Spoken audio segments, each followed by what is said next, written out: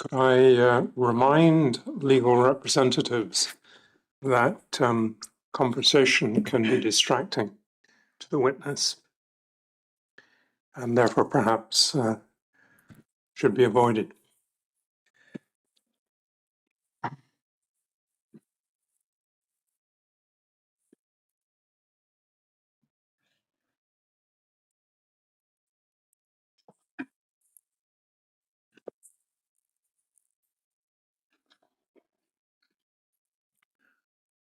Good afternoon, Ms. McQueen. Ms. McIntyre. Thank you. Ms. McQueen, I wonder if we can go to your statement on page 88 and look at the paragraphs 47 to 48 and just check that I understand what you're discussing here.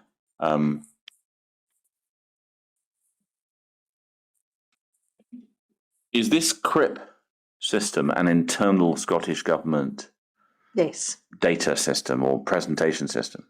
It's a communication system. It's a way when something happens, the resilience, usually but not always, when the resilience room opens, which gives a bit of extra administrative support to whichever directorate's needing it.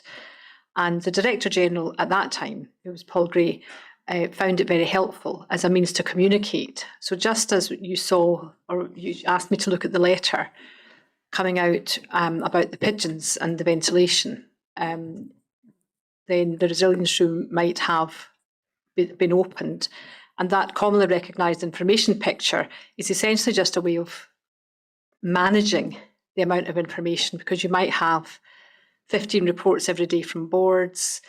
It might all be saying the same thing. You want to get a sense of what the information is, brief the Cabinet Secretary. So it's a communication system, I think. And it's an aggregation process. Yes. But it's internal. Yes. So GDC don't see it? No, not at all. And RHI don't see it? No. No, right. I wonder if we can just pick up an issue which I've been asked to put to you, which relates to there were some stenotrophomonas infections in 2017 in Schiehallion.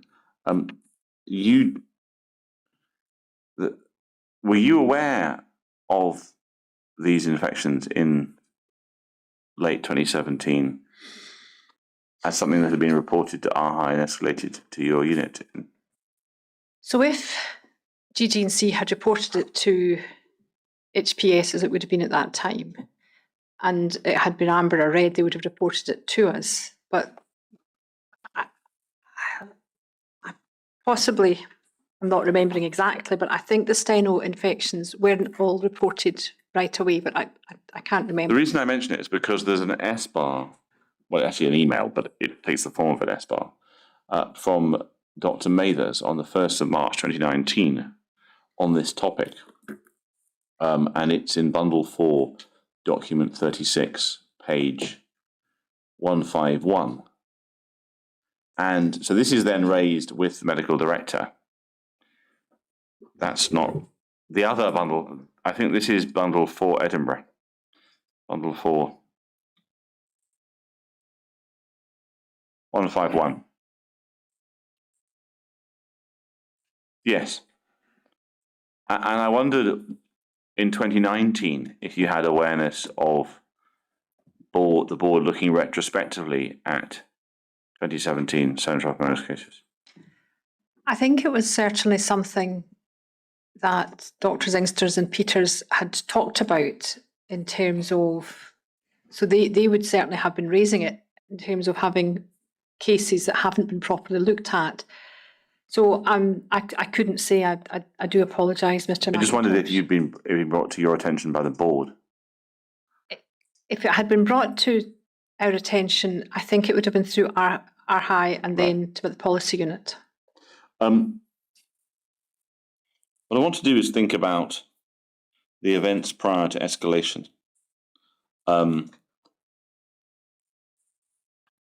Within the national 4-stage framework.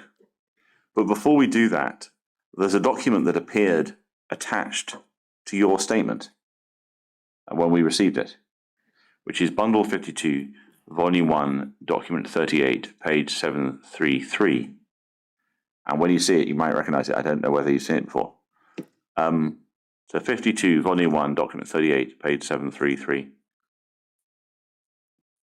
And it bears to be a meeting note of what looks a bit like an interview by, quite possibly, jointly, Sandra Aikenhead, the Scottish Government. Would she be in your own directorate or a different directorate? For the purposes of this, she was working on behalf of my directorate. Right. And Professor Steele, who was Director of State for GGC at the time, speaking to Mr. Leaper, who'd written previous reports. Now, can you help us about why this interview took place? So I think so. Because it's in December 19. Yes. Sandra Aikenhead was a forensic accountant. She created what we were calling internally the super timeline, so that the timeline from start to finish. In the Oversight Board report? Yes. Right. So she was a forensic accountant. She had been doing work, I think, for the finance team and was available. And therefore we asked her to help us critically analyse all of the infections and try and map together when infections happen. So you see this, the timeline of from, say, 2015 to 2019. And then she overlaid on that what came to pass. So both what was known when, and sometimes retrospectively something had, say, happened in September, but we didn't know till the following March. So she was responsible for that. When I was asked to look at this, I imagine that it was actually more Sandra interviewing Tom Steele and Jim Leiper. Right. So that she could retrieve information that she could populate the timeline. Into her timeline. That's. I don't think I had seen that, but when I was asked to look at it, so although this turned up from our perspective with your statement, it's not your document. I don't think so. I think it's probably worth saying, because it's quite interesting. It contains lots of information, that we asked the Scottish Government why we didn't get it 2 years ago when we made requests. And I think there was the response that we've heard is there isn't a single file in the Scottish Government for the Oversight Board. And therefore, this document was located in July 25 by separate searching of their records. So that's their explanation they've given. I'm not necessarily asking you to comment on it, but I'm just, in case anyone is watching is wondering why this document is being referred to now, and we didn't put it to Mr. Leaper and Professor Steele. No, and I will comment on it. I think it would probably have been, bearing in mind it was Sandra Aikenhead who was doing work for the Oversight Board under my direction, I think it would have been filed within the CNO's directorate. Right. Can you help us with so you've given what used to make the document for the timeline. Yeah. But within the document, if we step forward through it, the next page, next page, next page, next page, next page, there's maintenance, keep going, next page, next page, next page, finally. Yes, on page 744, there's the lessons learned section. I'm conscious that Ms. Aikenhead would no doubt have used the timeline information to construct a timeline. I wonder if the lessons learned made it into the Oversight Board's conclusions. So now that I've had a chance to further reflect on this, I wonder whether Sandra was asked by Alan Morrison's team. For the independent review? Yes. Right. So this could well have fed into the independent review, but you wouldn't know? That's correct. No. You can take that off the screen. You're back to your statement. And in fact, what we'll do is you mentioned in your, I'm not going to take you to it, but you explained in your Edinburgh statement. So paragraph 51 of this statement, which is on page 89, you make a reference back to your Edinburgh statement and you describe the framework. And we asked you some questions about the legal basis of the framework in question 53. And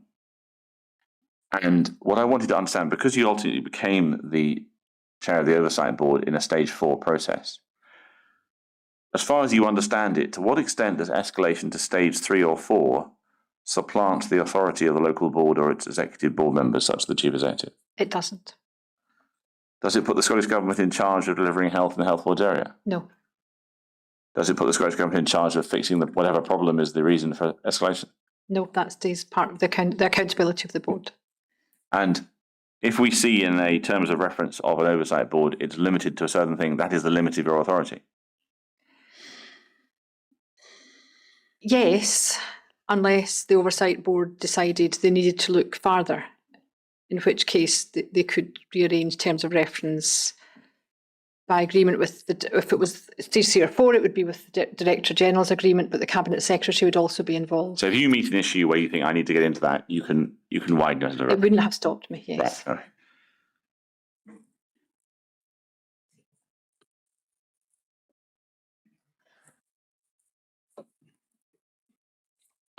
Okay. In paragraph 56 and 57, you describe the escalation to stage 2, the framework in 2018. So that escalation to stage 2, that's not the Chief Nursing Officer's framework. No. This stage 2, what was that in respect of?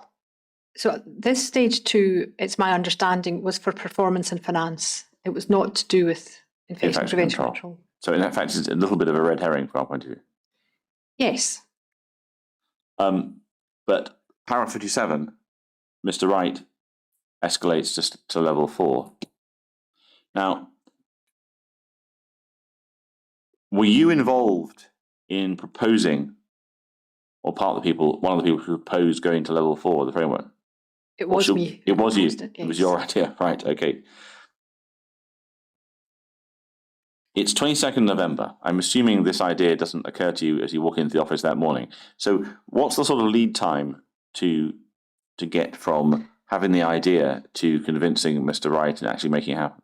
So I think from the summer, there was a repeated pattern from Greater Glasgow and Clyde in terms of infection prevention and control. The experience of engaging with Glasgow found them to be defensive.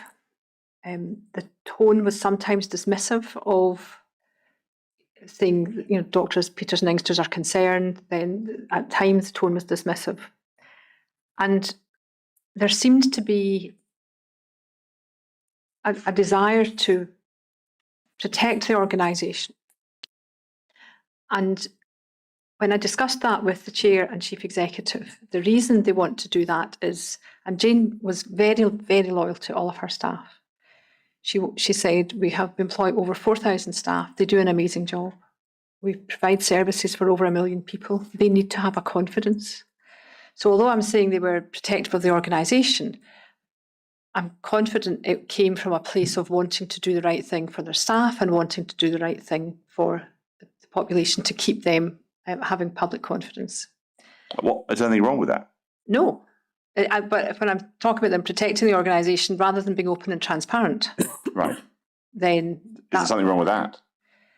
Well, I think you need to be open and transparent. And actually, I do think openness and transparency is the most important thing you can do when things go wrong.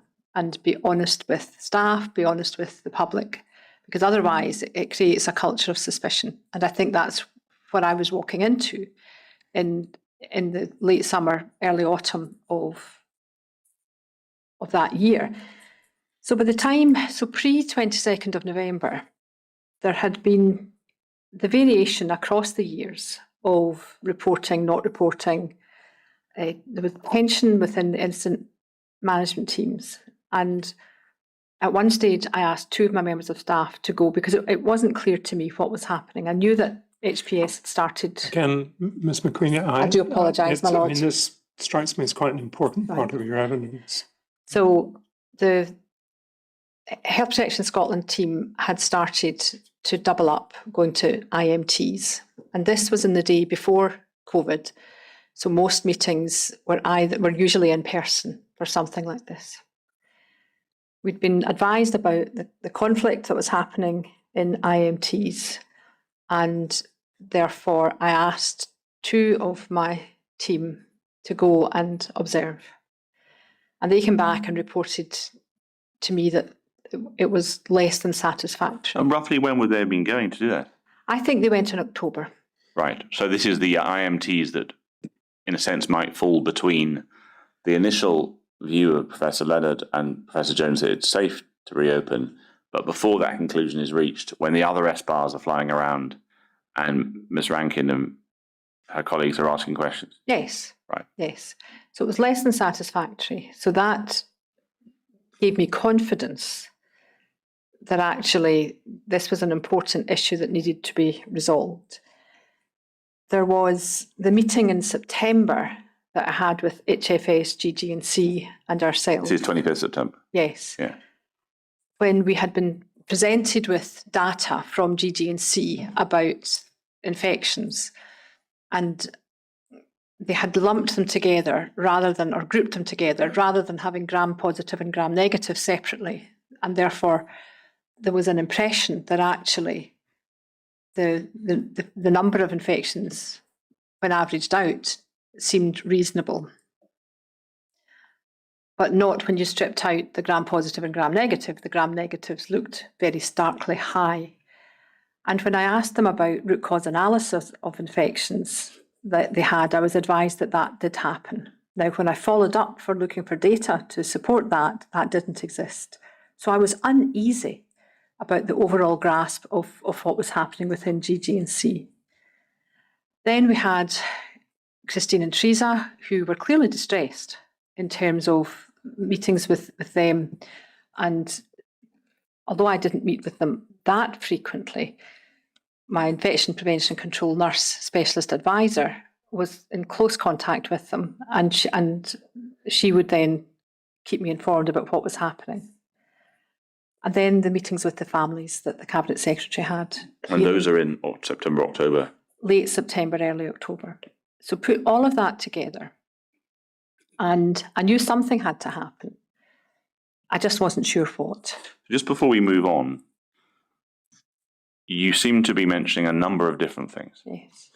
So working backwards in the order you mentioned them, we have the conversations with the families, Yep. which presumably raises communications is a major issue. Yes. Yeah. But not just communication, yeah. but it's a major issue.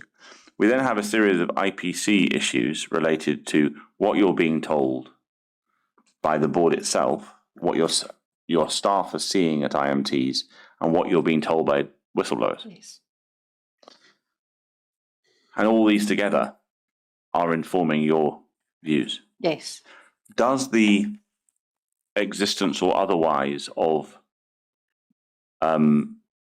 how the water system is being managed, remediated, and the state of the ventilation system feed into that process, or is that not something that's crossing your radar? So by that time it had crossed my radar, but that was being dealt with by, when I say by another team, but that I felt that was being dealt with. So Health Facilities Scotland, they had the ACOM report. I think since Tom Steele had arrived at the board, things seemed to be grasped more comprehensively. So I had more confidence that the physical side of the building was, whilst not ideal, was being dealt with, and therefore didn't need to be brought under greater scrutiny. There are two aspects of the ventilation system that I need to put to you. One relates to what is the appropriate response to the ventilation in Ward 4C. So we know that that's a live issue in 19. What awareness did you have of whether GGC had risk assessed 4C's ventilation and indeed taken account or considered Dr. Inks's SBAR and generally thought it through as an issue? So I was advised that they had responded to the SBAR. I had accepted that the ventilation and the physical part of the building was being dealt with appropriately. When it comes to the general wards, we now appear to be in a position where I think it's accepted that there's never been a risk assessment of what we ultimately call the agreed ventilation derogation of 2.5 to 3 air changes, 40 litres a second, rather than 6 air changes in the general wards. There's never been a risk assessment of that. Was that something you were aware of as an issue in this run-up to November? So if I was, it would have been a matter of fact for me rather than an area that would require further, closer investigation. My view is that was being dealt with separately. Because there is a point of view, I suppose, that the oversight board should have had supervision over the remediation works as well. And it ultimately didn't. I wonder why that was. So that wasn't within my sphere of responsibility. On talking to Alan Morrison, although we brought the technical subgroup in under our auspices, that was more about keeping an eye on pace and delivery rather than necessarily giving any expert advice or expert overview. And Christine McLaughlin, who was the finance director at the time, or maybe by that time it was Richard, that team were taking that forwards. So that was being dealt with. And it, from my understanding, was in an appropriate way rather than being part of the oversight board responsibilities. Because I don't think there was a viewpoint from a number of call participants related to adult patients Yes. that ventilation in the general wards has a connection to the infections, aspergillus infections, that their family members suffered from. And I suspect they might want me to ask, and so I'll sort of preempt it. How do you react to the suggestion that had the oversight board's remit extended to checking what the inquiry has to check, has the deficient features of the hospital defects been remedied, that these issues might have emerged faster and been addressed, either in changes or in the way that risk was managed? So when we put the oversight board together, there was the independent review that was happening. We knew the public inquiry was happening, and we were being particularly focused on the hemato-oncology children. It wouldn't necessarily have been, and for me to then expand that to say I want to look at the whole of the building of the Queen Elizabeth and all the remediation work. That would have lain with the team within the finance directorate to do that. Because I think there's probably a number of areas there. So was it about the maintenance of the ventilation? Was it the quality of the ventilation that had been fitted? Or was it the air changes itself? That was the problem of that. So I fully accept that the air changes should have been 6. But I didn't see it at that time. And I don't know that it would have been my oversight board that would have dealt with it. I think it would have been either in the oversight board, the fuller escalation for that put GG and C to stage 4 for everything may have been appropriate, or a separate bespoke arrangement from the finance directorate. I don't think it was from my directorate. Are you effectively saying that your focus was on Schiehallion? Yes. And IPC and Schiehallion seemed to be the driving issue, and so that's where you stayed your attention. Yes. Right.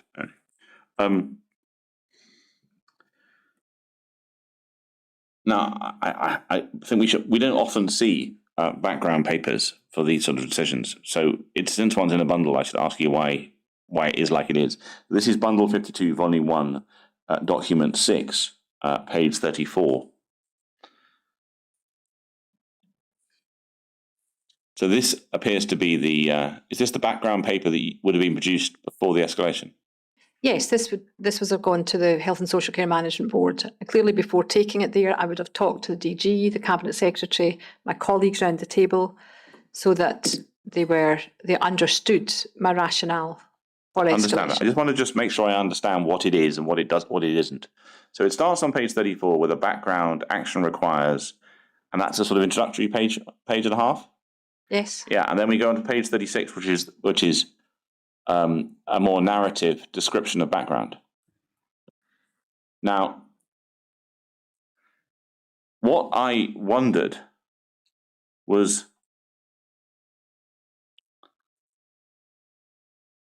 if you look at paragraph 6, for example, and in fact the whole document, it isn't quite as specific as what you just said. The way you described your emergence of concern was by reference to Dr. Peters, Dr. Inkster, a conversation with the chief executive, what your staff had observed, this paper doesn't go to that level of granularity. Is there a reason for that? Well, when you create a paper, you have to decide what to put in it.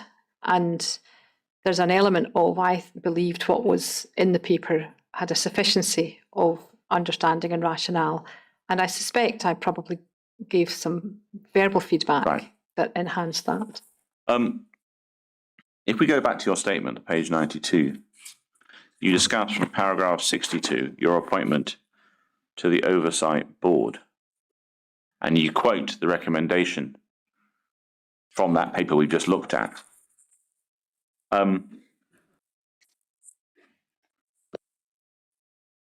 Are the issues that the Oversight Board faced the same ones you just described as giving the reason, or did they evolve by the time of your appointment? Yes. The same ones, right.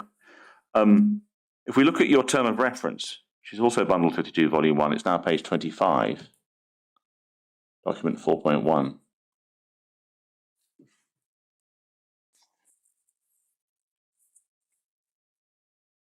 One of the issues that I think we've discussed already, that you don't have the authority to supplant the chief executive and the management structure. You're not even supervising, you're, what's the right verb to use? I think it's supporting. Supporting is quite a broad concept. Yes. I mean, you can be supported in a way that makes you feel happy to be supported, and you can be supported in a way that makes you feel slightly under pressure. Yes. Can you give us any more colour or detail to that description, that word?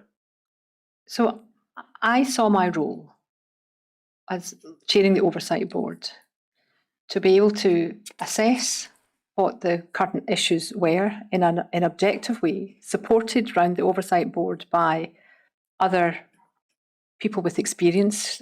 I'm not necessarily saying they were experts, but there were people around the Oversight Board table who could give advice and take a view on what was happening, and therefore make recommendations that, when implemented, would correct any deficits that were identified. Because this was quite a novel thing. This had never been done before. When boards had been escalated in the past, it had always been around, or almost always, around performance and finance. And it was almost always the whole board. So actually, in the pre-November reflections and discussions I was having, it was, I knew something needed to be done. I just didn't know how to do it because it had never been done before. And that's then when the idea of the oversight escalating to level 4 for IPC in Schiehallion and putting an oversight board in place to oversee the corrective action, if identified, which it was, that was needed to provide safe and effective care. When you say, Ms. McQueen, this had never been done before, I understand from that other boards had been escalated to stage 4, but as you explained, for financial and performance reasons. Is this the first time that there had been an escalation to stage 4, which had involved an oversight board being put in position, or did I misunderstand your answer? It was the first time, as far as I am aware, that a section of the board was escalated rather than the whole board. And it was for infection prevention and control, right, rather than, so the oversight board. And I think over the years, the arrangement that's put in place for overseeing escalation has been called a variety of things, and we chose oversight board. Right. Okay. So you weren't taking something off the shelf. No. It was specific to the issue that presented itself in at the end of 2019. Yes, that's right. Thank you. And just sort of technically, does the board require to implement decisions or recommendations of the oversight board? Well, I would say yes. But legally, no? Legally, no. Whenever you asked it to do something, as far as you understand, did it do it? Always. Now, I think I need to put to you a sort of a concern I have about a couple of things you said, that I might be exaggerating to you the word an inconsistency. Okay. And so I want to explore this with you. So just to recap, this morning you, around about 10:30, I asked you whether blame affects processes, and you talked about, this isn't the transcript, it's my junior's notes and my notes, that you can't secure learning in a culture of blame, and that retribution makes it harder, and you need a psychologically safe culture, an opportunity for teams to reflect and discuss and practice concerns. And then it's a bad thing if concerns are ridiculed. These sort of concepts that you talked about. And you later on, you said dissent is good for working through, looking for a solution. And you made reference to Sir Robert Francis's report and speaking up and that sort of thing. Now, at the same time, you have just now described some of the reasons that caused you to think of this concept and to report it. And they related to partly the family's experience, including communications, but also to some degree, what were you being told by Dr. Peters and Dr. Inkster? And also what your own team observed at meetings. Dr. Peters and Dr. Inkster were not present. You're happy with me so far summarising where you've been? Yes, I'm very happy. I'm not sure that Dr. Peters and Inkster weren't present, but I'm happy to go with... I'm pretty sure Dr. Inkster wasn't present at that point. But, I mean, I may be wrong about Dr. Peters, but I have a suspicion if we checked Bundle 1, we wouldn't see her in the September-October meetings. But how do you respond to the suggestion that in order to resolve two of these issues, that is the communications experience of patients and the experience of not being listened to, being minimized, or whatever the word Dr. Inkster used, undermined by Dr. Peters and Dr. Inkster, and also separately Dr. Redding, that both of those, in order to learn and move forward, require a decision to be made, but whether both criticisms, that's the patient's concern about communications and these concerns from the whistleblowers, are, if not right, valid. Would you accept that? Yes. So that brings me to the inconsistency. And if we look at, I thought of taking you slowly through the whole of the Oversight Board report, but I think I'll take you to one document first and then put something to you, which is if we go to Bundle 6, to the timeline, the one that Mosaic and Head produced, and we go to page 952 of Bundle 6, we see the July to August timeline. Now, I recognize I'm zooming in on one row in the timeline, but there's a reason I think I could do that. Do you see the final bullet point in the middle box? Change of chair on 23 August. Chair notes asked to deem it, but IPCT advised that following a conversation with them about the complexity of being chair, an active participant, the chair was in favour of another chair. Now, is that true?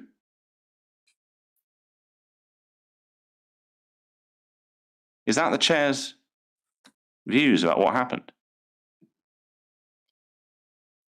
So I don't think it is, but that was the timeline that Sandra Aitkenhead produced. So that's a fair enough, because it's a piece of information. She's the author of it, and I'm not criticising her for constructing a fantastically complicated timeline, and you can't be right in everything. So apart that, let's look at the Oversight Board report itself. So that starts on document 36, page 795. Now, I reread it. Well, I didn't read the whole thing. I read it quickly at lunchtime, having reread it a number of times before. I don't find in it a discussion of the need to encourage a speaking up environment. No, you wouldn't. No. And more importantly, I do find in it a criticism lifted from the independent review of, I think, Dr. Peters. So if we go to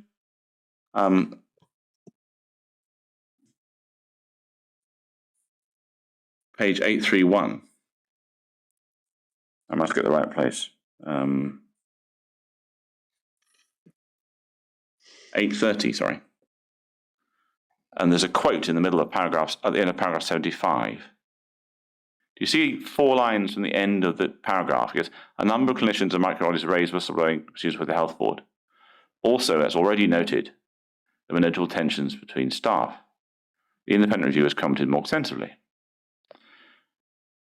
The whistleblowing episode began in 2017, which of course isn't true. It began in 2015. Lack of resilience in management arrangements and instability of the lead IPC team's relationships set the scene for contested leadership into a particularly turbulent period, when the microbiology community could not find the capability that would enable them, when it was important, to be able to agree respectfully. Do you see how the whistleblowers might see that as a criticism of the whistleblowers who were the microbiology parts of the microbiology community, because they can't disagree respectfully? I know you didn't write it, but you did quote it. So I do think if the whistleblowers are saying they found that was them singled out, then reading this, I do not think that is the intention. I think it was about the whole system. Because not about two individuals. Because there's no discussion in the Oversight Board about the removal of the chair, for example. No. Apart from Ms. Aikenhead's summary, and we accept the risks that you pose by giving a huge task to one person. So, I don't know if you're going to ask me about the organisational development work, Mr. McIntosh. I probably will, but I want to just pick up one question before I get to it. The Oversight Board was an important part of these developments. And unlike this inquiry, it was quick. I'm happy to accept that. And you clearly give the impression of caring quite a lot about the importance of the ability to speak up. Yes. But the Oversight Board report does not contain that. It doesn't take that opportunity to say that. And that's the inconsistency that I'm getting to. I wonder how you respond to that. So, when I saw the Oversight Board as being, so for me, for things to be fixed, there was the Oversight Board and the governance arrangements, so the technical, almost administrative issues that needed to be put in place, as well as attitudes about empathy and compassion, particularly in the communication subgroup, and openness and transparency. The other side of that coin was the organisational development work that was commissioned. And it was agreed with Jane Grant, Marion Bain, but I had asked that, essentially indicated that organisational development work was urgently required. And Jenny Copeland was put in place to lead that. When in January or February, the other Oversight Board, so a turnaround team was put in along with a chief executive on performance and finance. So essentially the whole board by this time was escalated. And at Health and Social Care Management Board, we had a discussion that said, do we have one Oversight Board? Do we merge them into one and have performance and finance as well as infection prevention and control? Because by this time the whole board was at level 4 through the second escalation. Or do we keep the board separately? I thought if the infection prevention and control aspect of it had been tucked in, it may have lost focus.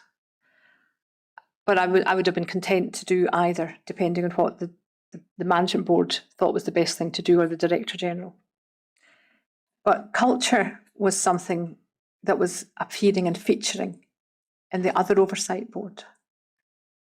And therefore, it was agreed that the organisational development work with regards to culture would be taken in from a whole organisation point of view to the other Oversight Board. So that then it left my remit. But it doesn't say that in your report. No, it doesn't. And that's obviously, or that's perhaps an omission in terms of saying the work was instigated, but was not for my Oversight Board or the Oversight Board for IPC to deal with. That was for the other Oversight Board to deal with.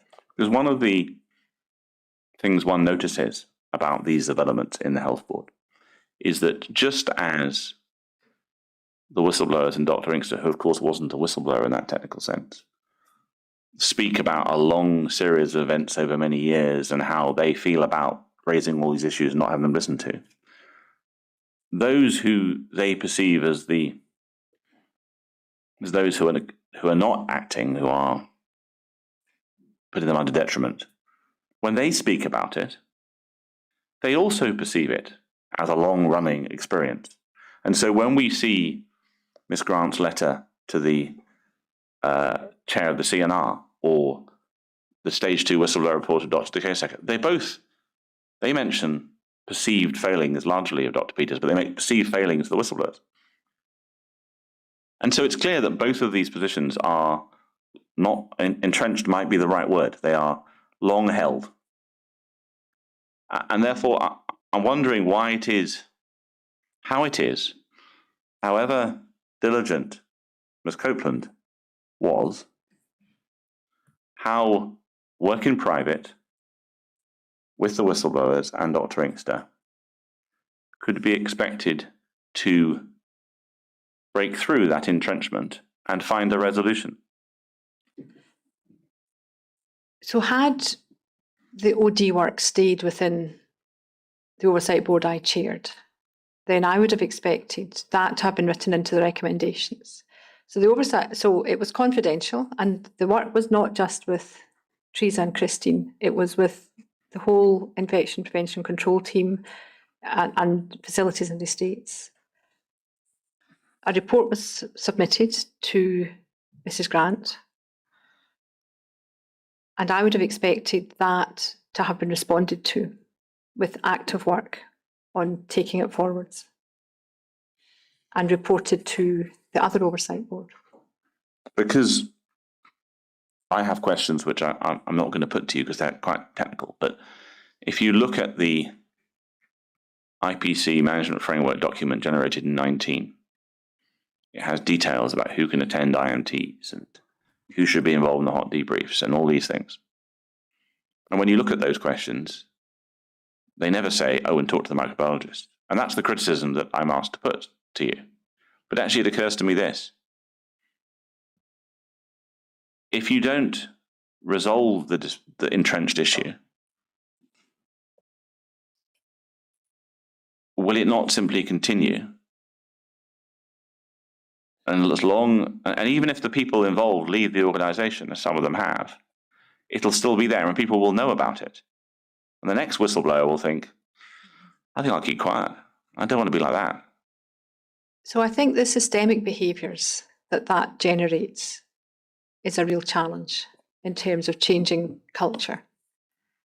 And unfortunately, I resigned from my job when the Oversight Board had concluded, but was not there to oversee implementation and effectiveness of the recommendations, because one of the things I would have done would have been to triangulate with the whistleblowers in terms of check and test that work had been carried out.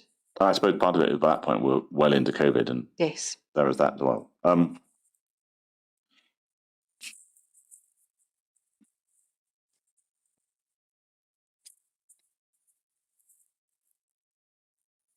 I think I want to just ask you a little bit about something you say on this subject in the statement of paragraph 76.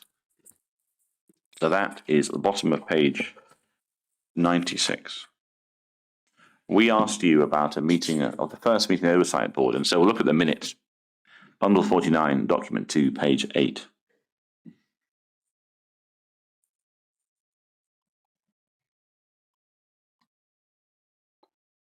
So what I might do is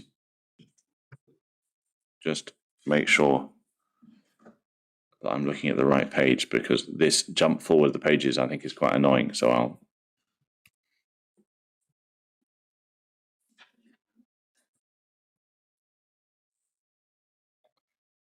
we go to page 11 where we start. So these are the people who attend the Oversight Board. So Oversight Board meetings don't contain the board's staff. They are just your team. so that, if you look at the terms of reference, that will give you the membership of the Oversight Board. And I think this has been mixed up with attending. So the ACF and the APF chair, oh yeah, they're in attendance. Yes. Yeah. So, So they're not all my staff. So Andrew Murray is a board director for medical director for NHS Forth Valley. Hazel. but they're not GGC. They're not. No, there's no No. GGC as members of the board. So in the meetings, are the GGC people there? Yes, I think we had the chair came sometimes. The chief executive came sometimes. Jennifer Armstrong came. They were there. So going back to learning and improvement, Yes. they were there so they could listen. So partly provide information if that was needed, but where they could listen and learn. So it seemed reasonable that Greater Glasgow and Clyde were not members of the oversight board, but they could be in attendance to listen, learn, reflect. Do you, I mean, it's been suggested I should ask that having them present might in some way invalidate the independent nature of the oversight board. How do you respond to that? So I understand where people come from, but by not having them present, then they could argue that they're totally excluded and don't know what's happening. They've not been part of the dialogue and discussion. And Did you debate. have discussions in their absence about certain items that you felt it was appropriate to do that? Occasionally. So there was one, I think, near the end of it where when I was looking through the minute, I noted that it was exclusively members of the oversight board. I didn't get a sense that there was anyone round that table who would not be able to speak because there was Greater Glasgow and Clyde members there. I suppose I'm conscious that when you were describing your reasons to form the oversight board, you did appear to raise suggestions about confidence you had in what you were being told by the chief executive and I think the medical director. So, at least definitely the chief executive. So I think that was about perspective. Right. Not that they were keeping something from you. Well, they might have been if they didn't think it was relevant for me to hear. Right. Did you feel, as the oversight with board was developing, that they were telling you things? No, I think once the oversight board was in place, whilst it may have taken time, but I think that was just how Greater Glasgow and Clyde functioned. We received everything we needed to. Okay, if we go back to page 8, please, sorry. There's a discussion, actually it's on page 9, that one of the members, I think a staff rep, references, third paragraph at the bottom, representing the recommendations from the Sturrock Review, and noted the opportunity to change ways of working at board level to become the NHS become more open and transparent. It's essential the OB takes people with them. Well, we asked you about that. If we go back to your statement, page 96 at the bottom, I'm asked about discussion of the Sturrock Review over the page that took place at the meeting, and you obviously you tell us what it was, and there's a copy in the bundles, and we've reviewed it. And Miss McCurlin, the employee director, says what she says, and you think that this was about encouraging the oversight board to work in a way that was in accordance with the recommendations of the Sturrock Review. Yes, because I think that's what she said. But the minute doesn't seem to say that. It says the board needs to change. So that would be, in my mind, how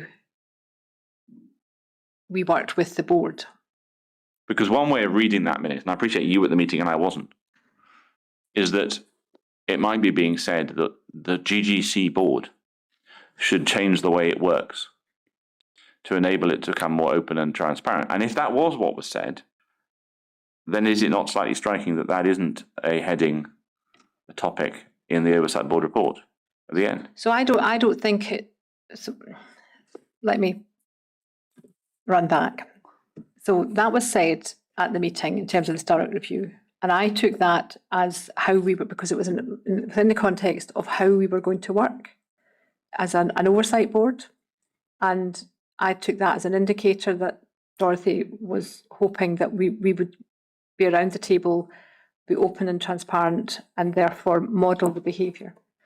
We also, when we looked at the terms of reference, put upholding the NHS values.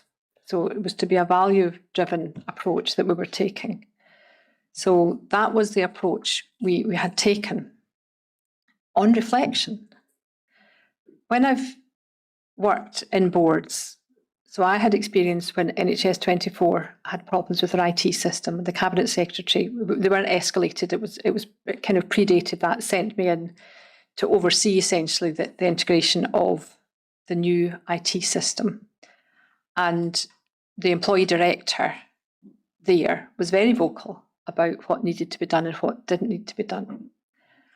I chaired the NHS Lothian Oversight Board, and that had members of NHS Lothian on the board. It was set up before I had been on having elective surgery, and so I'd been on planned sick leave. So it was set up before I arrived. That didn't prohibit good conversations, the fact that members of NHS Lothian were on the board. But again, either the employee director or his substitute was there. And from a trade union point of view, it was very helpful. On reflection, the ACF and APF chairs were very silent during the oversight. Can I just help you for acronyms? ACS and APF? Sorry, Area Clinical Forum, which was the other member who was in attendance. So that's the doctors and nurses representative in a sense? Yes. And the Area Partnership Forum, who Dorothy McKerlin, which is more was the staff. employee director, Yeah. Yes. They were very silent. And I'm now wondering if that had been a signal to me that I didn't pick up from them. About the culture of NHS? Yes. Okay. They didn't pursue it, which I'm disappointed if it was a signal that I didn't pick up. But when I was preparing to come, I did then wonder if that, I mean, the Start Review was very topical at the time. And I think that's, I didn't look any deeper than that. I mean, given what you have described as the reasons you set up the board in the first place, is that not a different end of the same issue potentially? So it may be, but I did take that as how the oversight board, so rather than come in and blame people and criticise people, that the oversight board would behave in a way that was supportive and facilitative. Now, when it comes to the appointment of Dr. Bain, Professor Bain, we asked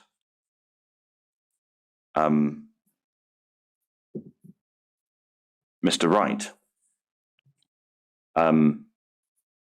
what steps the government took to ensure that the operation of IPCT was being carried out in compliance with the manual.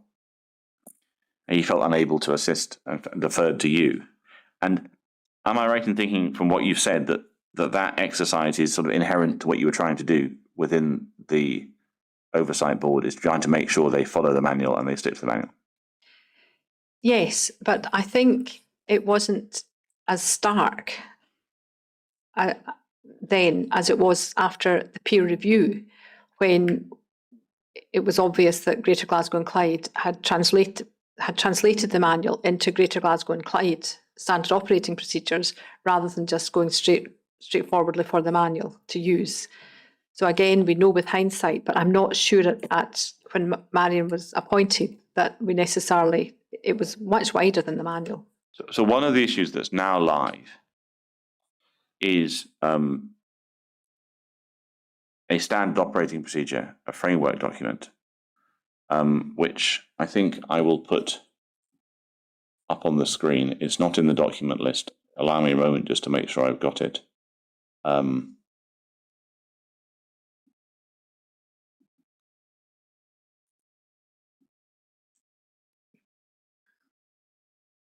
I'll just have to check my other note.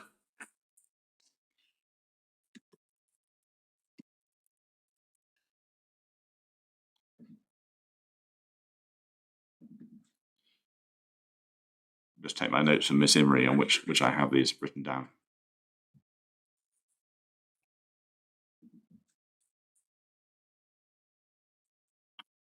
So it is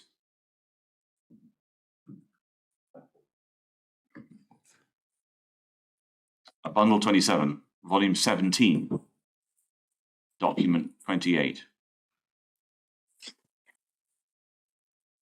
At page 315.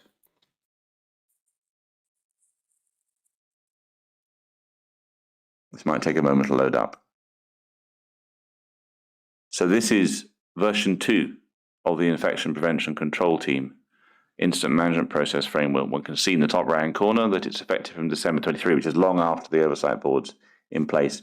And if we go to the second page, go to the third page, we see 2.1 initial assessment PAG. And there's a discussion here about initial assessment. And the first bullet point is no significant risk to public health or patient. The PAG stood down, but surveillance continues. And we've had evidence from Ms. Imrie, we've seen correspondence that suggests that, says that's not in compliance with the manual. And I wondered if you could help me about whether that approach of having a pre-assessment in some way, to be fair, that's not the view, that's not the way Ms. Devine in her statement would have us describe it, but that view as expressed by ARHI was present in the GCC processes that you were looking at the time of the Oversight Board.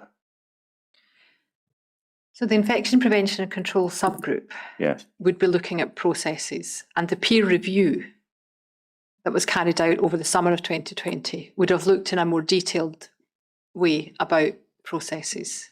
And they made recommendations that said GG&C should follow the manual. They should not have their own standard operating procedures. But you can't help me about what the nature of their own procedures said. I beg your pardon? You can't help me about what their own procedures actually said on this point. No, but if ARHI think it's a sifting out pre-decision making version that shouldn't be there, then I would support that. No, I understand that, but what ARHI are saying, if I understand their evidence, is that in December 23, there is a sifting out process. And I'm wondering whether there's a sifting out process in what your technical subgroup, your IPC subgroup are looking at in 2020. 21. I couldn't see, No, I do fine. apologise. Take it off the screen. We put to Ms. Bain a series of questions about her role, which in very broad terms, the criticism that was put to her was that she didn't look at the validity or otherwise of the views taken about either by the whistleblowers or indeed by those managing them and responding to them around the issues of the SBAR and culture in IMT and IMT meetings and behavior in IMT meetings and that topic. She didn't look at that. She just wanted to look forward. And to some extent, her response wasn't in my instructions, my terms of reference. Do you have any recollection about why her terms of reference don't include looking at those issues? So I would have expected that the Director of Infection Prevention Control would have looked back. It was a broad remit. Part of the issue was the Executive Medical Director had executive lead for healthcare associated infection. And I found that untenable going forwards because not judgmental. I didn't know where the truth lay in terms of what was happening, but I didn't think it appropriate that the incumbent of the executive lead for HAI continued, at least in time when the Oversight Board was in place. And that therefore meant either we needed to have another executive taking that responsibility, or someone placed there which would add capacity, be more neutral than having been a current GG&C member of the executive team, and be able to look at things afresh. So that the brief was to go and be the IPC director. And so you'd have expected Professor Bain to look at these issues? I think it depends, and I don't remember having the dialogue with Professor Bain about saying, well, I certainly didn't say don't do it, but I don't remember her coming to say we're just going to leave that, because actually as part of the restorative healing work that would be needed, then one would have to reflect on how you've got to where you are today. So having a better understanding. So again, the OD work, I think, would have done that. Would the OD work have not only been in place after she left, because she wasn't there for an awful long time? I thought the OD work started, I thought Jenny started early in the new year, but Right. I don't recall. I mean, this may be too convoluted a piece of thought on my part, but if it's the case that Professor Bain didn't feel this was something she felt able to go into, that would tend to suggest that she wasn't talking to you about it.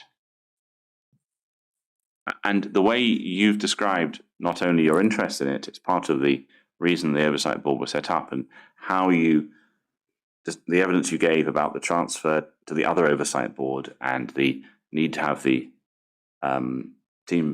the development work in place, suggests that you must have talked to her about it. So we did talk, not every week, but we talked. She came and she briefed me on what she had found. We talked going forwards, and it may have been that she had decided. That it wasn't. When I say wasn't of, it clearly was of consequence to Christine and Teresa, but it wasn't sufficiently material, because sometimes things in the past need to stay there, but other times they need to be brought through so that that restorative conversation can be had and the team can actually be finally established. But again, I would have expected the OD work to have picked up on that. How would you respond to the suggestion that, to some degree, the Oversight Board was a missed opportunity to address whatever was going on in terms of culture in NHS GGC's IPC team? So I think it's, again, with hindsight, if we look at the Healthcare Improvement Scotland report that was published in the spring about culture at GGC, Oversight Board, pre-Oversight Board, I recognised work on culture needed to take place. And the other Oversight Board on performance and finance also recognised culture had to take place. So yes, I think it needed to be done. Whether or not it sat with whilst I would have loved to have taken it, it seemed a logical argument to say the Oversight Board, with greater responsibility in terms of the expanse of the whole board, would look after culture rather than a small part of infection prevention and control. Because what was happening, I think, was Christine and Teresa were butting against that systemic culture of where internal truth tellers aren't necessarily welcome. And that needed a broader approach. So at the time, it didn't seem unreasonable for me to accept that. But with the passage of time, it looks as though it's something that continues to need attention. What I want to do now is to move on to the case notes review. Now, you dealt with this from paragraph 89, well, actually from 87 on page 101, but given the time, I'm quite keen to sort of drill it down a little bit. We've obviously heard from Professor Stevens, Wilcox, Miss Evans, and we've also heard from Ms. Grant, Dr. Crichton, Dr. Armstrong, their perspectives on it too. But from your perspective, what was the case notes review? Well, who was the case notes review effectively reporting to? The families. So I understand that there's a variety of, in preparing for today, I see a number of statements that I commissioned it as chair of the Oversight Board. Professor Bain was in charge of it. The Cabinet Secretary commissioned it. In a way, I don't know that necessarily mattered. The case note review, I think it was a subset of the Oversight Board work. In a sort of formal sense? Yes. Right. But it stood as an independent piece of work by the three experts. What was the core question it was being asked to resolve? I think the core question was, or maybe if I mind back, perhaps, the families who the Cabinet Secretary and I met were perplexed. They didn't feel confident about the state of the building. They didn't feel confident because they were being told there had been no contamination from the building, that the infections were not caused by the environment. But they struggled to accept that, and the communications really needed to improve. So the dialogue I had with the Cabinet Secretary was, these families need to know what has happened to their children. So I think the actual question being asked is, what happened to the children, and was there infection caused by the environment at the Queen Elizabeth? One of the features that's troubled us, and certainly troubled me, and it may be only from my narrow perspective coming years afterwards that this is relevant, but I'll put it to you, is that the individual assessments for the 84, I think, children and the 118 infections they had are not visible to NHS Greater Glasgow. They're not visible to Scottish Government either, but they're not visible to NHS Greater Glasgow. They're not visible to this inquiry. But thinking about NHS Greater Glasgow,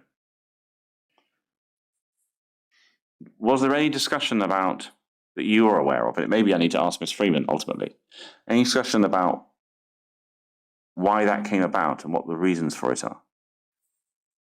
So it's something I've thought, I've heard the oral evidence been given, and it's something I've thought a lot about. And I wonder if we had had a slightly broader remit for the case note review, if it would have helped the inquiry better. But I didn't see that at the time.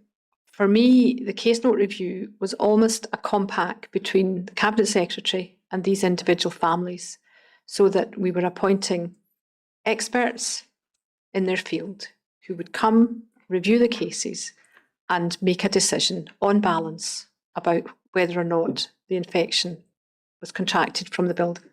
And that decision they made, or they were going to make,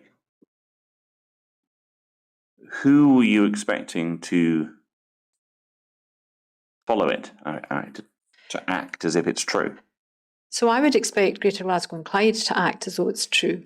And one of the dialogues that we have, when I say we, probably Ms Freeman, the CMO, my team, about the Chief Medical Officer is the CMO, about how do we make it effective and meaningful? Because there's no point in expecting experts to come, do quite a lot of work, produce reports, and then not listen to it.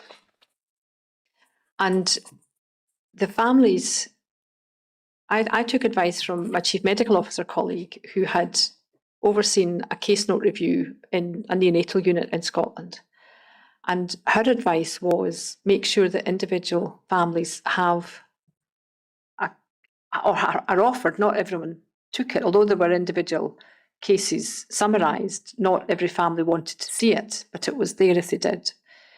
She said that the families in the neonatal unit had expected something individual about their child. So that's why we did that here, because we wanted every family to have as much information as they had. I think if we were bringing Greater Glasgow and Clyde into this, I think we would have lost the trust of the families. My understanding was that Mike and the team had the individual case note review for each family. And if the family agreed, that could be shared with their treating clinician. So it wasn't a blanket, nobody's going to see it. It would be up to the families whether or not that they wanted to have that shared. But as I've said in my statement, all of the information, all of the data was given to the case note review by Greater Glasgow and Clyde. So it's their data. They understood the methodology. And therefore, that's the position we landed at. But at the time, it was to give the families access to expert advice on what had happened to their children. So before you sort of demitted office as chair of the Oversight Board and produced your report, which is about the same time, you stop and you produce the report. You're doing a nodding thing again. Sorry, I do apologise. Yes, I produced the report, then stopped. Yeah. For that point, and I think it's a matter of weeks after the case notes review is finalised, did anyone in Greater Glasgow and Clyde Health Board tell you that they did not accept the conclusions of the CNR in terms of infection link? No. Had they done so, how would that have affected practically the work of finishing the case note, the Oversight Board review report? I think your own report. So I think I would have wanted to have time to reflect and discuss with colleagues about that in terms of what action would needed to be taken, because I'm not sure and perhaps you can help me, Mr. McIntosh, what it is they don't accept about the case note review. Because the team say there are probable and highly probable. So I don't know whether Greater Glasgow and Clyde are just saying, well, there's no definite link, therefore that's our position, or whether they're saying, actually, we don't even agree with the highly probable and probable. I've not had a dialogue with them. I don't know, and I don't understand their perspective. I'm not even sure when they came out and said that. Well, I'll come back to that bit in a moment, but have they ever told you personally that they'd accept it? No. No. Just staying within the other side, because I'm about to ask you about what the Cabinet Secretary and the DG might have done, and I'll ask the Cabinet Secretary next Friday anyway. But just staying with the Oversight Board report summarises the case notes review, doesn't it? And its conclusions. You have a section of it. Yes. So you'd have had to rewrite that. If you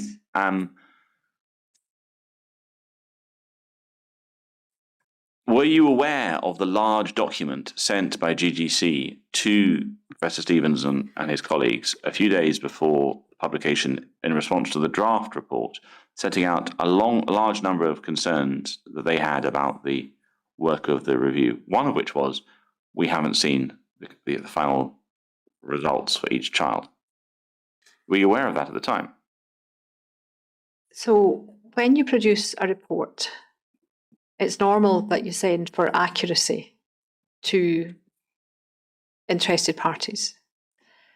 What I was aware of was the Oversight Board report had gone in draft to Greater Glasgow and Clyde, and they also came back with many comments that they would prefer to have changed. Yes. Or want to have put differently. So it wouldn't have surprised me that they did the same for the Oversight Board report, for the case note review. Did you, for example, see that at the time? Did I see the case note review at the time? No, the big GGC response document. To the case note review or to my... To the case note review. No. No, but you saw the ones to yours. I was aware of them. Phil Rains dealt with it. But to what extent is the conclusions of the case notes review, by adoption, one of your conclusions? I think it would be. We asked experts in their field to come do a piece of work for us, and we accepted their advice. Because if we go to Bundle 6, document 36, which is the case notes review. Sorry, it's the Oversight Board report. And we look at the index.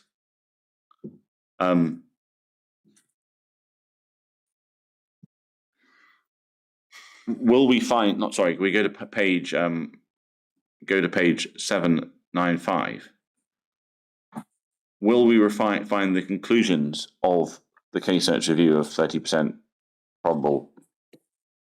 I can't recall exactly, but I don't think so. No, right, okay, so it's not in that sense, you've not absorbed it into your document? No. If we think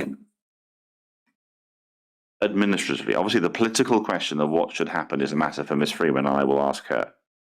But given your experience within DG Health and Social Care, in terms of process and the steps that might have been contemplated, what do you think would have happened had you been told in March 2021, we don't accept the conclusions, or we'll accept the recommendations, but we're not accepting the conclusions? So I would need to have had conversations about it. But one of the options would have been, does this need an escalation to level 5? Or how would we resolve it in terms of, did Greater Glasgow and Clyde have legitimate concerns, but I have sufficient confidence in Mike Stevens and the team that they would have reflected and taken into consideration anything that was legitimate? Or it may have been a different intervention. I mean, you've talked a little bit earlier on about having intelligence around IPC teams. I'm assuming that means people talk to you. Yeah, so they wouldn't talk necessarily to me, but they would talk to my team. Am I right in thinking that as the Oversight Board chair, there are people in your team who were talking to non-executive members of the board? No, No. no, You had no intelligence connection? no, no. Would you look at board papers when they came out? The team might have, but in terms of routinely, that would have been not necessarily at the forefront of my mind.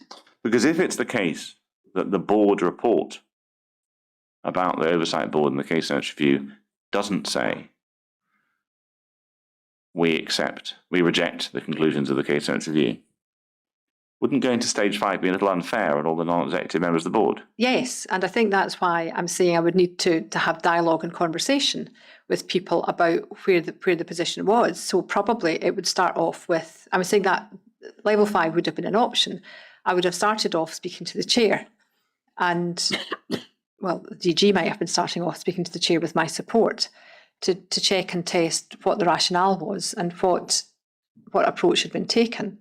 Because I left my role believing that Greater Glasgow and Clyde had accepted the case note review recommendations.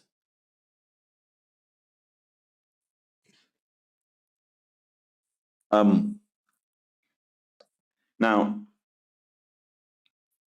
if I recollect the evidence of Miss Grant correctly, I think it's broadly along the lines of we didn't accept the conclusions, but we didn't feel to some degree we could say that because we were under the oversight board. And so we said nothing. I mean, she doesn't quite say that. I think I'm adding a bit to her meaning. This is quite hard to tell exactly what the position is. But if that was the position, how would you react to that?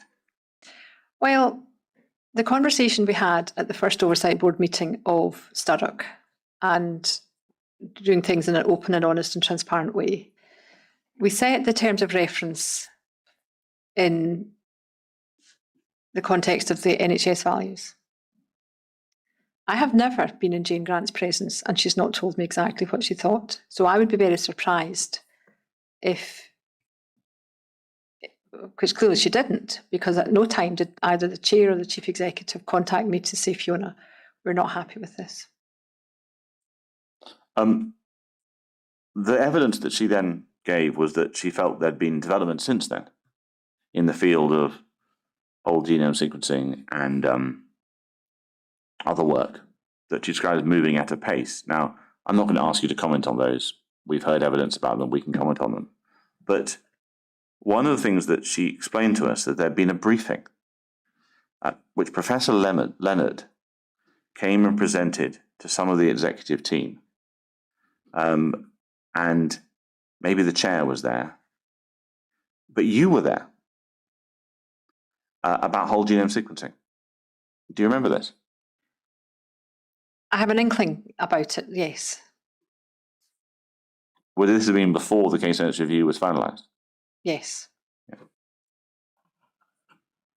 Did you say something at that meeting about how it would have been very helpful if further knowledge of whole genome sequencing had been available earlier in the process? I wouldn't be surprised if I said that, yes. When would you be talking about it being helpful in this context? So I think it would be helpful for the case note review team in terms of if there had been whole genome sequencing. It wouldn't, I think I've already said, it wouldn't automatically, just because you can't match, if you can match with whole genome sequencing organisms and infection, then that's ideal. But just because you can't match an organism in the environment with the patient doesn't mean to say the patient hasn't contracted the organism from the environment. I would have said that on the basis that all information, additional information for the case note review would have been helpful. I wouldn't have been judging. It would have altered the case note review's recommendations one way or another. Can I just put to you part of the case note review overview report? So that's bundle 6, document 38. It's section 8.3.1 of the report, and actually it's on page 1070.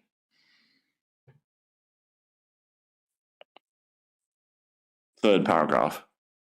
This is in the context of whole genome sequencing. Most of the data were not received by us until December 2020, and then they discuss it. So whole genome sequencing was available to the case notes review. Does that help you place this meeting in time, or am I just clutching at straws? No, I fully accept that I was at a briefing meeting. Al talked about whole genome sequencing and what they were doing. And I said case note review people would value that. So it's quite possible it was before December 2020. I mean, you can't be sure, but I can't be sure. I think it would be, I'd be surprised if it was after December 2020. Right. And what I'm proposing to do now is to move on to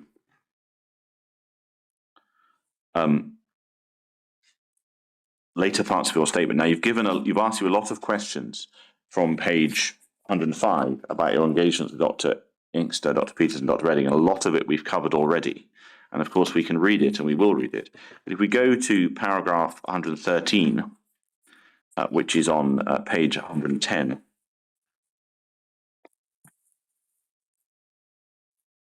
where the final sentence of that paragraph is, likewise, the doctors, I think that means the whistleblowers in this context. Does it mean the whistleblowers in this context? Yes. Yes.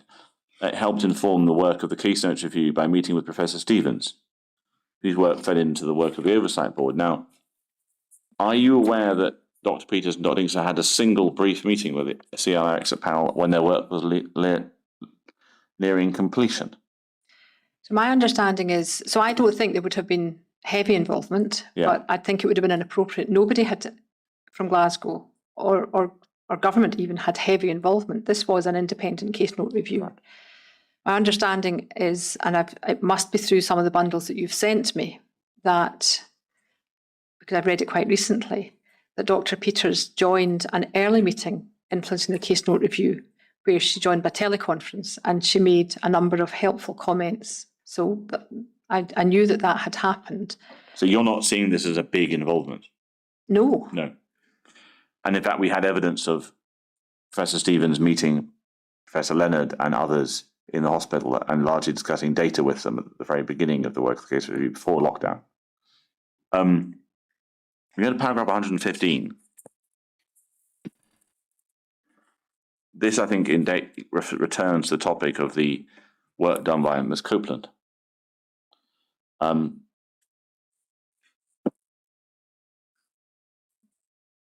I think you might have answered this question. So you say here, I also received regular updates from my deputy CNO in respect to the organisational development work undertaken by Jenny Copeland. I was assured that Dr. Inkster and Dr. Peters were engaged in the process, formed part of the overall range of processes overseen by the Oversight Board and by me as its chair. Why did, if it's the case, or did Jenny Copeland report directly to Jane Grant? So the report was submitted to Jane Grant. I'm not sure that we necessarily had a formal commissioning. Well, we must have had a formal commissioning arrangement for Jenny, and I don't know whether it was. She she would have worked independently as well, but the report went to Jane Grant, is my understanding. How would you respond to the suggestion that that's actually a little bit problematic? If you're going to have an organisational development exercise in an environment when there are, in fact, 2 oversight boards available, might it not be better to have that report go to the oversight board first, rather than the chief executive of the organisation that is, to some extent, being criticised? Or perhaps both, because the level 4 escalation means the chief executive is still the accountable officer and still in charge of the organisation. So you can't not give them information, but I would have expected it. And the other aspect is it depends how much confidential information is in it, because people speak very freely.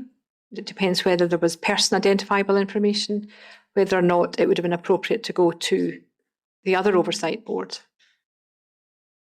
I mean, one of the thoughts that occurs is if you're a whistleblower and you're meeting an organisational development professional and you're telling them things and they're reporting to the organisation that you're worried about, the only control you have is either not to tell them or trust the person you're talking to not to tell them. So do you see why it might constrain what they say? Yes, although I'm not aware that either Dr. Inkster or Peters were constrained, but it may have constrained other people, if that's what you're meaning. I think we've probably already addressed 116. I've asked you questions about that, so I won't return to that. If I can go to an email from you, dated 26th January 2020, so that's bundle 52, volume 1, page 773.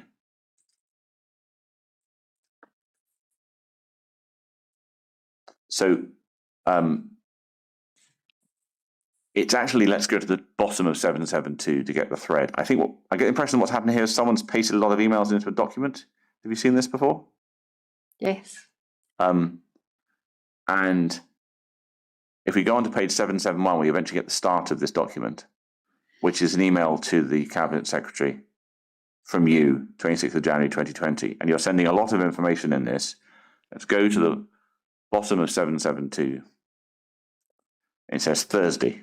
And over the page, it says the Chief Nursing Officer met with Jane Grant and discussed a number of issues around IPC.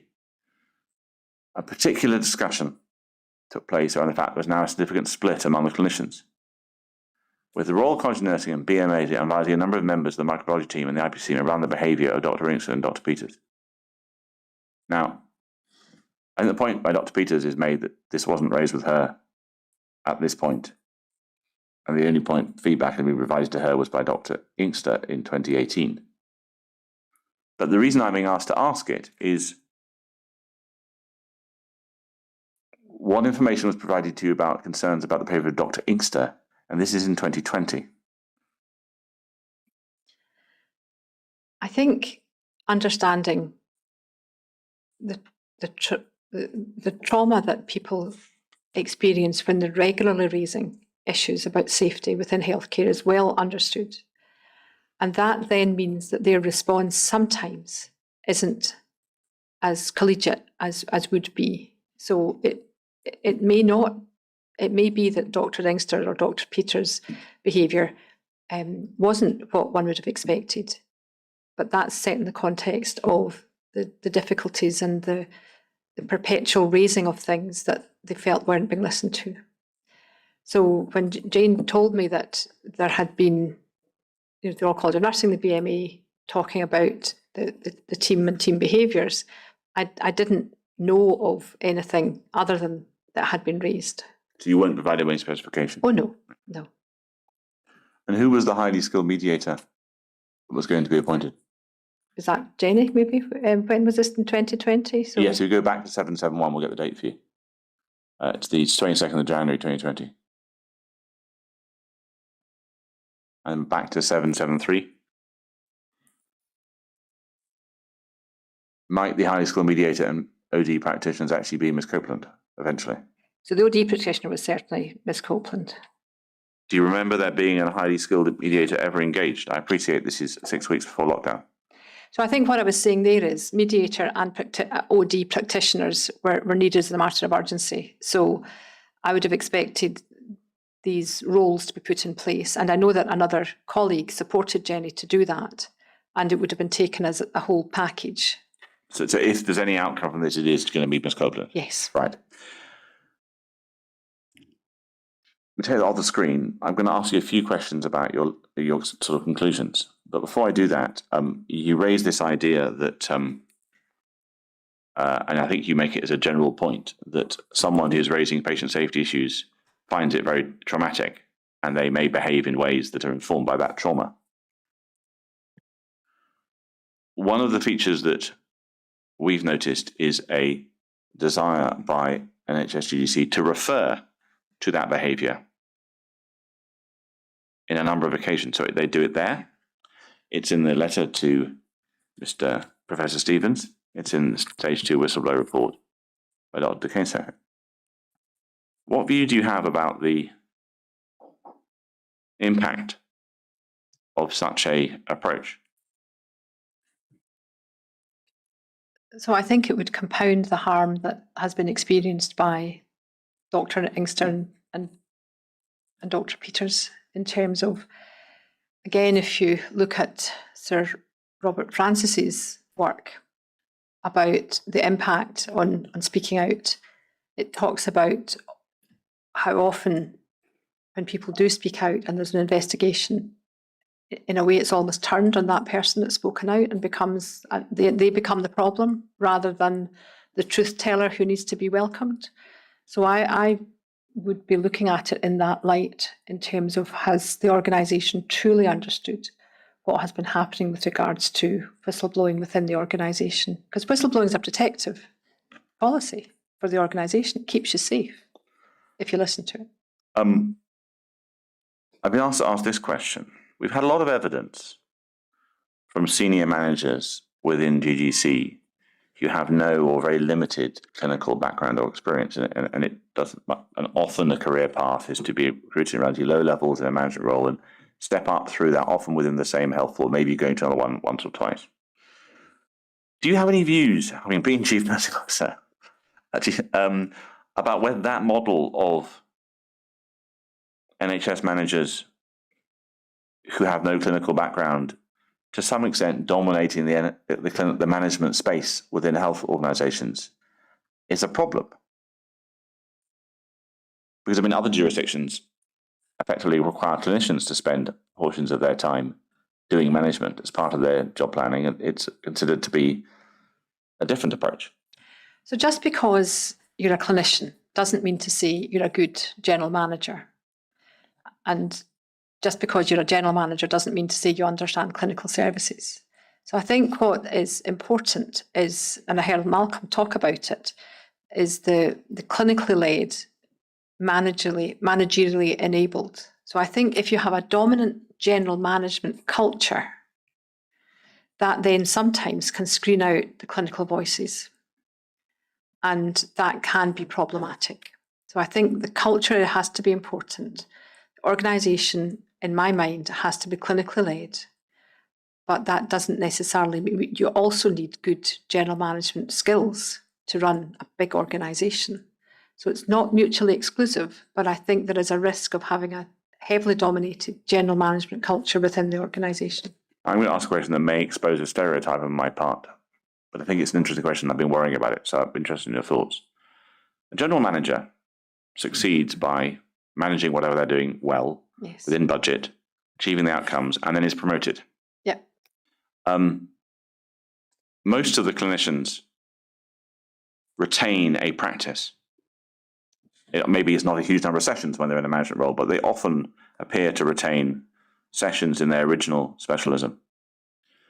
To some extent, and this is where you may correct me, this is maybe the stereotype, senior nurses, to some extent, step away from their specialisms as they go into management.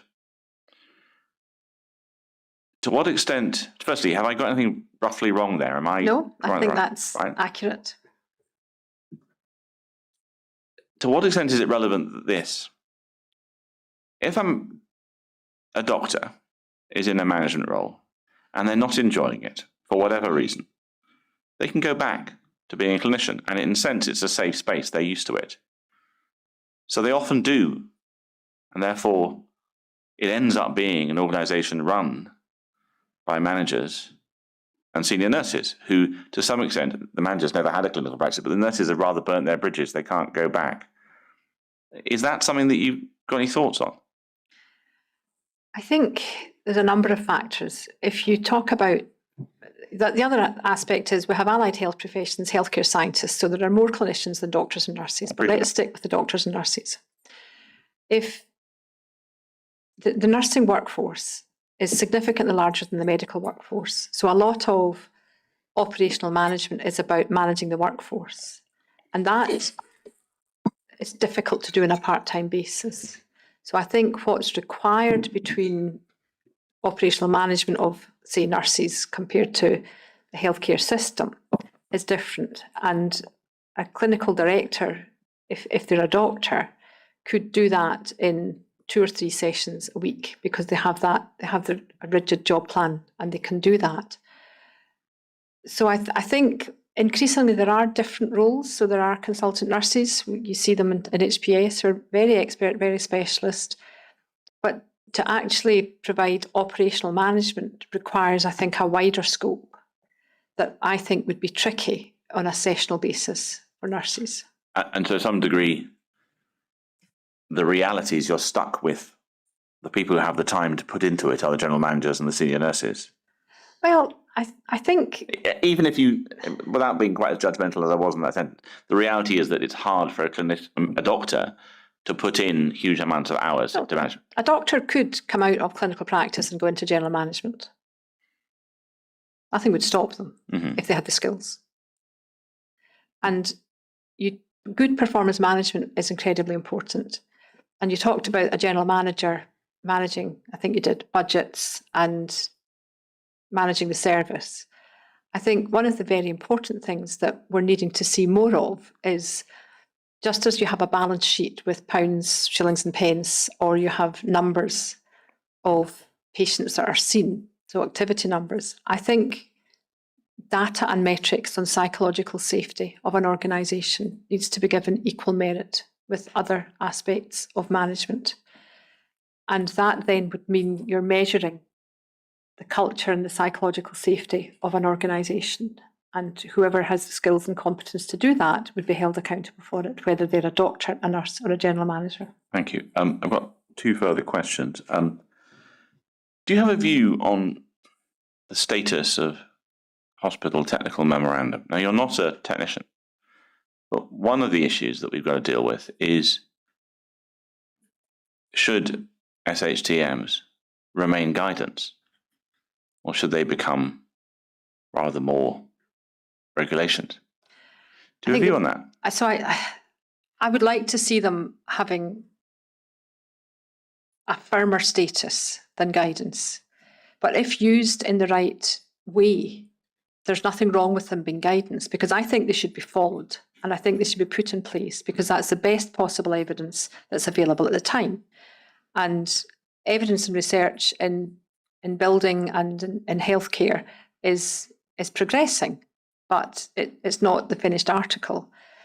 So if you put it in statute that it has to be followed, it then becomes problematic when you can't follow it. And there may be times when you can't follow it for a legitimate reason. Okay.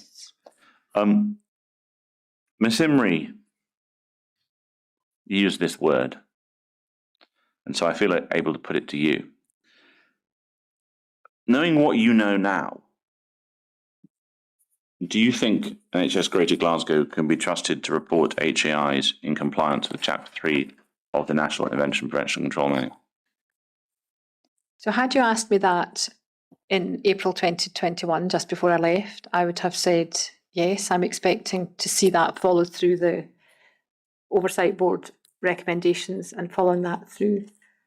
I don't know what's happening at the moment with the exchange of mail. So you don't feel able to give a view? No, but I'm concerned to read that due process isn't being followed, because why else would Health Protection Scotland have anxieties about it? Okay. Oh, sorry, not NHS High. Thank you. Well, that I think concludes the questions that I have. I wonder if I might have the opportunity of seeing over a 10-minute break, whether there's any questions in the room I should be asking.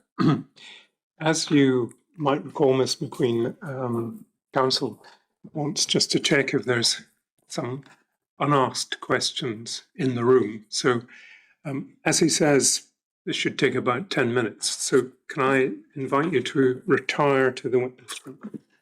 Yes, thank you very much.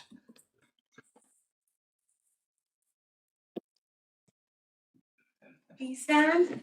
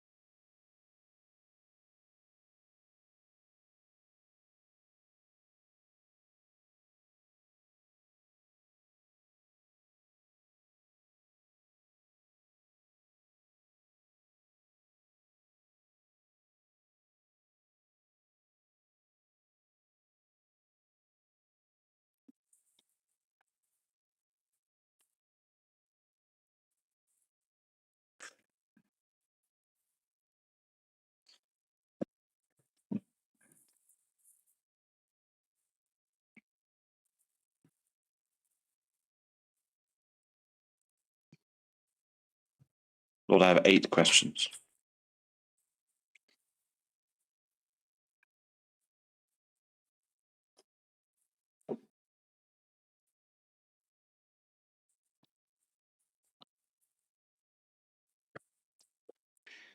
Some more questions, Ms. McQueen.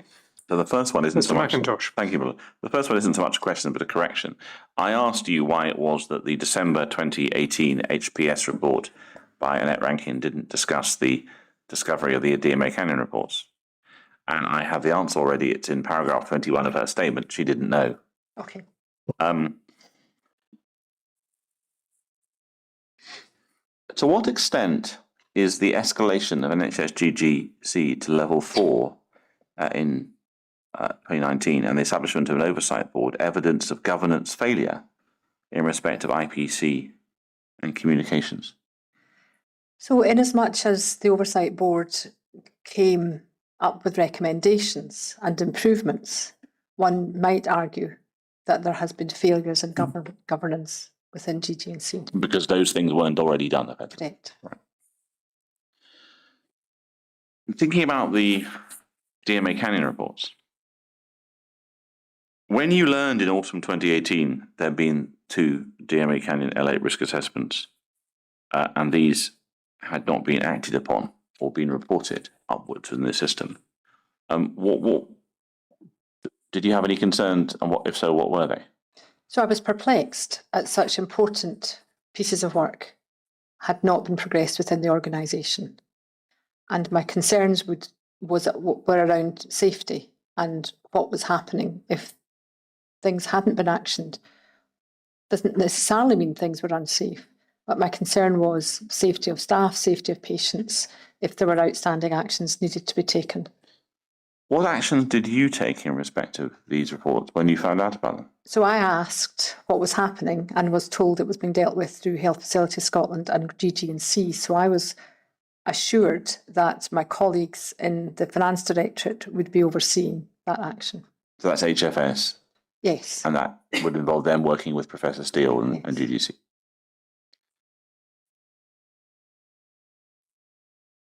Once we get into the autumn of 2019 and the thoughts about do we need to go to stage 4, did you take any steps to, as it were, to check back in with HFS to see if that was being properly progressed? Because it could have been added, I suppose, to the escalation in November 2019. So it could have been, but that would have been for the finance team in the government to indicate that they weren't, because this was essentially an infrastructure issue, and would be for either the Chief Operating Officer or the Finance Director who oversees infrastructure within Scottish Government. That would be for them to deal with. That wasn't for me to deal with. If, however, you initially saw it as a possible safety issue, was it for you to at least bring the safety issue aspects of it to their attention and advise them that you were working on IPC anyway, and would you like me to take this on board? So I think it was well known there were safety issues, or there were potentially safety issues. Doesn't just because things weren't actioned didn't mean to say it was unsafe. So I think it was well known, and there was action that was being undertaken, and my view was that that was appropriate. You gave some evidence about your impression of why, particularly the Chief Executive, I think also Medical Director, were seeking to have confidence in the organisation. The idea that they wanted to do the right thing by their staff, 4,000 staff. To what extent do you feel, well, looking back at it now, they were doing the right thing by the whistleblowers? So I think the whistleblowers could have been treated with more empathy and compassion, and more proactive approach could have been taken. There was a whistleblowing champion on the board, there's national procedures and processes, but I do think more care could have been taken. Again, reflecting on Sir Robert Francis's report particularly, and I hadn't thought of this before in terms of, my view is consultant medical staff are senior people, but actually the hierarchy of speaking out against executives, and executive medical director, chief executive, does put them in a vulnerable position. So I think more care could have been taken to treat them with empathy and compassion and support them back into practice in a way that was psychologically safe.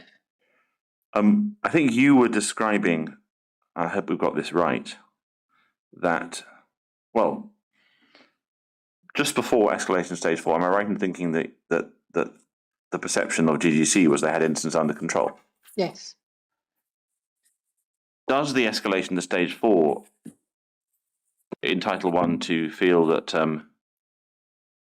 that belief, that perception they had incidents under control was at best misguided? Yes.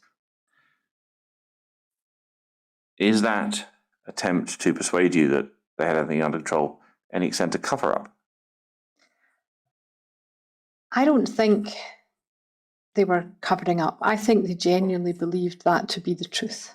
I don't think they knew of things knowingly and didn't raise them or flag them deliberately to obscure things. I don't think we put it in your bundle, but I'm sure you're familiar with the existence of the Veil of Legal inquiry. I think we mentioned it briefly. To what extent is it concerning that this is now the second public inquiry to look at the governance, to some extent, the governance of infection prevention and control in, I mean, not NHS Glasgow, it's two boards, but they're connected by history, two Glasgow-based health boards. This is the second one. And to what extent is it relevant that some of the same staff appear in both narratives? How concerned should we be about this historical fact? So I think looking at the recommendations of the Veil of Leaven inquiry, there were 2 or 3 that I think were notable for Greater Glasgow and Clyde and what has happened here. I think it was number 71 or so, but I can't be exactly sure. When it talked about when there is a reorganisation, then due care has to be taken to make sure that teams are well organised and well integrated, so that 2 teams coming or teams coming from different areas can actually work effectively together. And there would then be oversight to make sure that happens. I don't think there's any evidence of that. So therefore the learning from the Veil of Leaven, from people who should have known better because they were part of it, I don't think has been palpable in that respect. In other respects, because I had responsibility for leading the government's response to it, I think they did respond, but I think there were 1 or 2 areas that they could, having had experience of the Veil of Leaven, they should have been able to put that into play for all of the staff coming together. And when you say coming together, you come together in the Queen Elizabeth as it's set up. Now, if we return to the issue of the case notes review,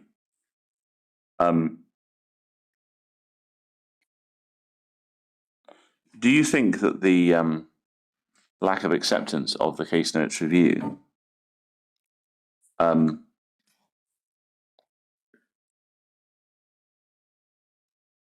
sorry, rephrase that question. Given that GGC appear to have reported to the ARG group, which you weren't involved in after you went, they had implemented all the recommendations of the case notes review and the independent review and the oversight board, and then were de-escalated to stage 2. Does that raise the question that had it been known that at the very least managers, senior managers and corporate directors of the board didn't accept the conclusions of the case notes review on infection link, it might not have been de-escalated? I think that would have been a possibility because, of course, on ARG, Greater Glasgow and Clyde staff are members. So they are part of that. In fact, looking at the terms of reference, the majority of members of ARG are Greater Glasgow and Clyde staff.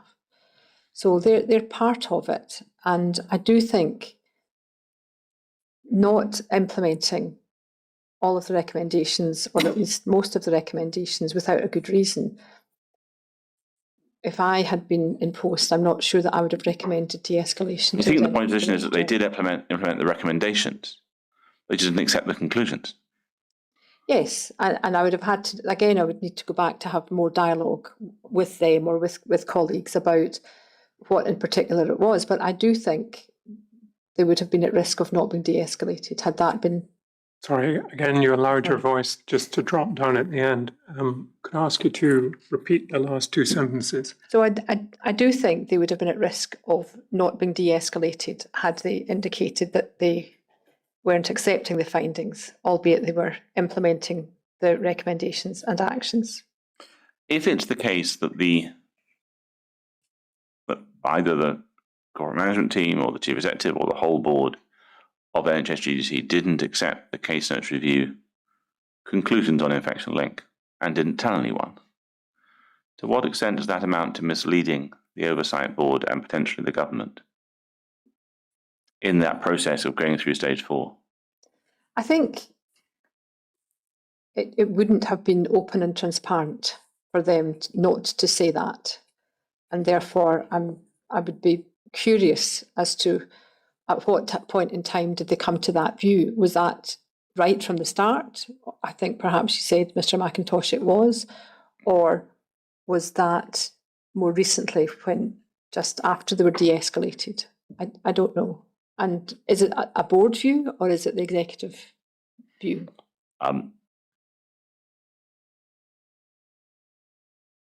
We haven't found a board paper that suggests there's a paper to the board, but then it may have been said in a briefing and not minuted. I think I've got no more questions for Ms. McQueen, unless Maud has anything. I'm looking around the room and check. Just really to repeat that last question, what I'm putting to you is a hypothesis. I'm not taking a position as to whether it's correct hypothesis or not. If GDC, either at board level or at chief executive level,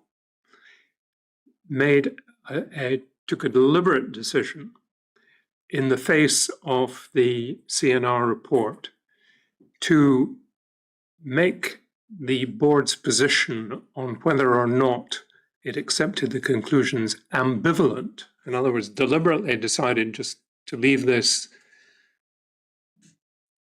I can't think of a better word, ambivalent, would you consider that to have been misleading? Yes. Yes.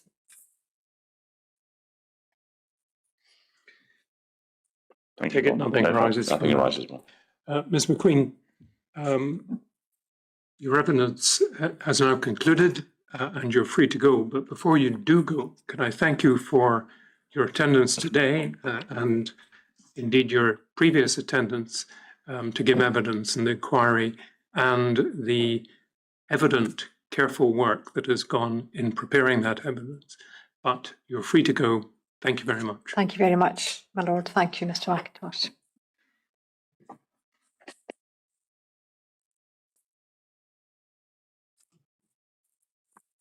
Now, Mr. McIntosh, tomorrow we have Mr. Connell and Professor Brown. We do, yes. Well, I imagine it'll be the whole day. All right. Very well. Can I wish everyone a good afternoon, and we look forward to see each other again tomorrow. Stand.